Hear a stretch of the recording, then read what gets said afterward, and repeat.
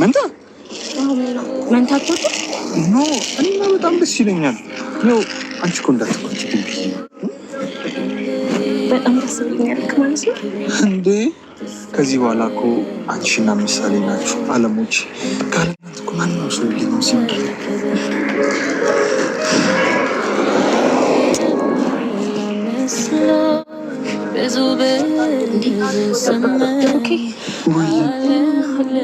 መሀላችሁ ሞባይል ትስመኛል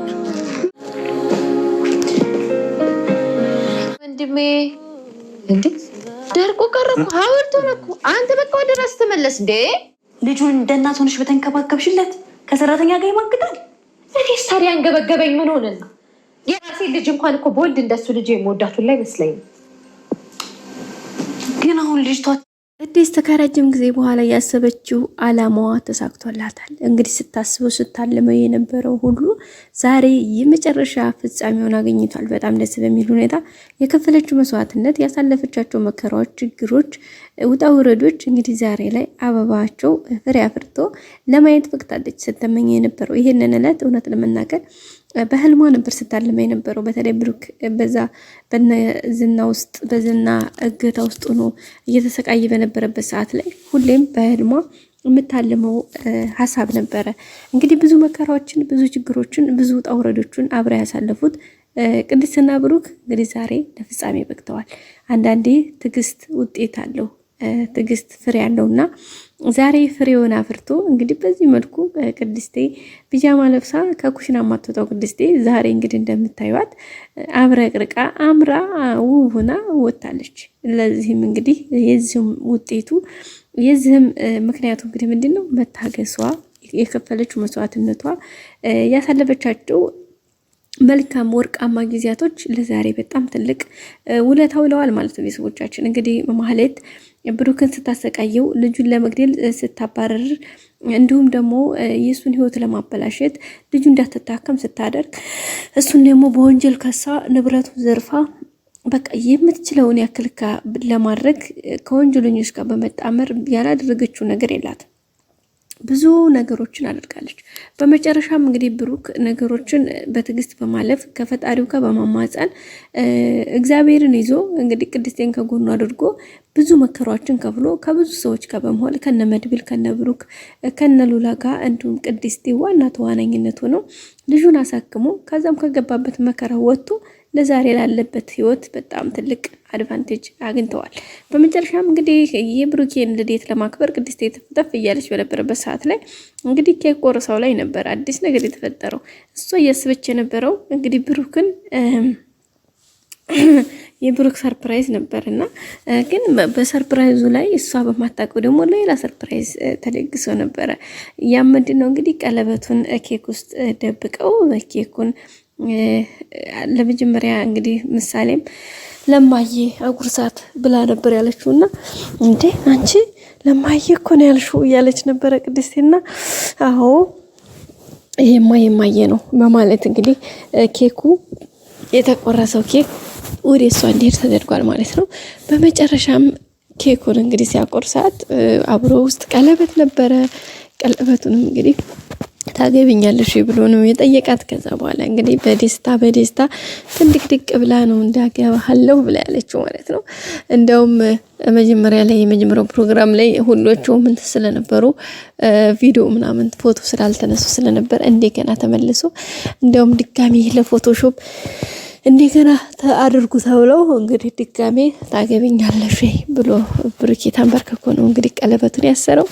በጣም እንግዲህ ሁሉም ሰው ደስ ብሎታል። ምሳሌ፣ ቅድስት፣ መድብል፣ ዳጣ በጣም ደስ በሚል ሁኔታ እንግዲህ ልል ብለው አጨብጭቦ ቀለበቱን አስረዋል ማለት ነው። እሱንም እንግዲህ ፎቶ አንስተው ማህበራዊ ሚዲያ ላይ ሶሻል ሚዲያ ላይ ፖስት ለማድረግ እንግዲህ ዳጣ ልታደርግ ተዘጋጅታለች። ያ ፖስት ሲሆን ደግሞ ማህሌት ጋር ይደርሳል ማለት ነው። ማህሌት መንጨርጨሯ እንዳለና እንዲነበር ይቀጥላል። ሌላው እንግዲህ ያው ማህሌት እንደምታቋት ብሩክን ስታባረር ከዛ ደግሞ ዝና ጋር ገባይ ከዝናም ጋር ኤፍራታ ከኤፍራታ ጋር መጨረሻ ላይ እንግዲህ ሜዳ ወድቃለች። በመጨረሻም እንግዲህ ያው የመጨረሻው ሪዛልቷ ሜዳ ላይ መጣል ነበር። ሜዳ ላይ ወድቃለች። ሜዳ ከወደቀ በኋላ ደግሞ ያው ሜዳ ላይ አንዲት ጓደኛ አግኝታለች። እሷም ደግሞ እንግዲህ የሆነ እንግዲህ መሸታ ቤት የምትሰራ ነበረች። ከዛም እንግዲህ ይዛ ትስተዋው ወደዛው ነው የዘመተችው። እንግዲህ ማህሌት ደግሞ ይሄንን ቻንስ መሽም ለመልካም ነገር አእምሮዋ መልካም ነገር አያስብም እንደምታውቁት ማህሌትና አሁንም ይሄን ነገር የተጠቀመችበት እንዴ መሰናከል ነበረ። ታውን ቀደም እንግዲህ እንታቃላችሁ ብሩክን ሳይሆን ሞገስን እንግዲህ የብሩክን ጓደኛ ሞገስን አብራው አቅፋው ስትተኛ እንግዲህ ሆነ ብላ ቪዲዮ ቀርጻ አስቀምጣ ነበር። ልክ እንደዛ እንደደረገችው ሁሉ አሁንም እንግዲህ አንድ ባለ ሀብት አገኝታ እሱን ሀየ ሲል ከሱ ጋር ስታወራ ያደረገችው ነገር ምንድነው? ስልኳን ካሜራ ሴት አፓርስ ገጭታ ከዛ በኋላ እንግዲህ እሱ ራቁቱን ልብስን አውጥቶ አሸሸ ሲል በልብስን አውጣ ተዘጋጅ ምናምን እያለች እንግዲህ እሱን እያማለለች እሷ ከካሜራው ላለመግባት የምትችለውን ያክል ስትጥር እሱ ልብሱን አወላልቆ እንግዲህ ሬዲ ሆኖ እሷን እየጠበቃት ነበረ። እንግዲህ ምንድነው ያደረገችው? ልብስ ሳወልቅ እኔ መብራቱ ይጨንቀኛልና መብራቱን አጥፋልኝ በማለት መብራቱን ጥፍት ሲያደርግላት እንግዲህ የደበቀችውን የካሜራዋን ወይም ደግሞ የስልኳን ካሜራ ይዛ አምልጥ እግሬ አውጪ ብላ ነው የመጣችው። ከዛም እንግዲህ ይዛ መጣ ቪዲዮውን እያየች ነበረ። ያው እንግዲህ ሳይፈለገችው ያን ቪዲዮ ይዛበታለች። ሰውየው ባለ ትዳር ልጆች አባት ነው። ስለዚህ አሁን ዳጎስ ያለ ብር ካልከፈልከኝ ይሄን ቪዲዮ ሶሻል ሚዲያ ላይ ፖስት አድርገዋለሁኝ ለማለትና ማስፈራሪያነት ለመጠቀም ነው የፈለገቻት ማለት ነው። ቤተሰቦቻችን እንግዲህ እሱን ይዛ ቆይ ብሩን ለምን ፈልገሽ ነው ስትላት ጓደኛዋ እንግዲህ ምን መኪና ልትገዢ ነው ወይስ ቤት ስትላት አይ እኔ የምፈልገው ለብሩን ለምንም አይደለም ለበቀል ነው አለች ማለት ነው። ምን በቀል ስትላት በቃ ቅድስቴን ያችን ሰራተኛ ባሌን የነጠቀችኝን የሷን ህይወት መስቀልቅል ሳላደርግ እኔ ማለት አይደለሁም እያለች ነው የምትገኘው።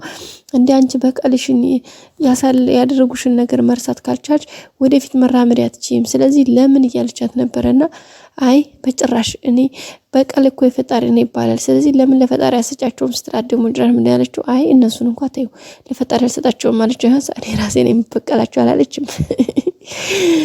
እና ተፈተፍ እያለች ነው። ሌላ ዝና እንግዲህ እነ መድብልንና ሞገስን ለማጥመድ ያው ጠበቃው ሞታል ብሎ ነገሮችን አስተካክሎ ነበረ። ጠበቃው ደግሞ ከዚህ ከከተማ ወጣ ብሎ ነበረ፣ ግን ዛሬ አልወጣም። ዛሬ መጥቶ ነበር አጠገቡና ዝና በጣም ነው የተናደደው ጋይስ ማለት ነው። አውሬ ነው የመሰለው ጋይስ፣ በጣም ነው የተናደደበት። ከዛሬ ቀጥታ እዚህ ግድም እንዳለ አሁን ጥፋ የልጆችና የሚስትን ጉዳይን ያስተካክላለሁ በማለት ነው እንግዲህ ካጠገቡ ያባረረው። ያው ጠበቃውም እንግዲህ ሰፍ እያለ ካጠገቡ ሂዷል። ያው ሚስቴና ልጆቼ ማንም የላቸውም እባክህ እያለው ነበርና አበራባክ ብላና እንዳልጨርስ ከዚህ ጥፋ በማለት እንግዲህ ዝና አስጠንቅቆታል። እሱም እንግዲህ እሺ ብሎ ሂዷል። በቀጣይ ክፍል እንገናኝ። ሰላም ቆዩ።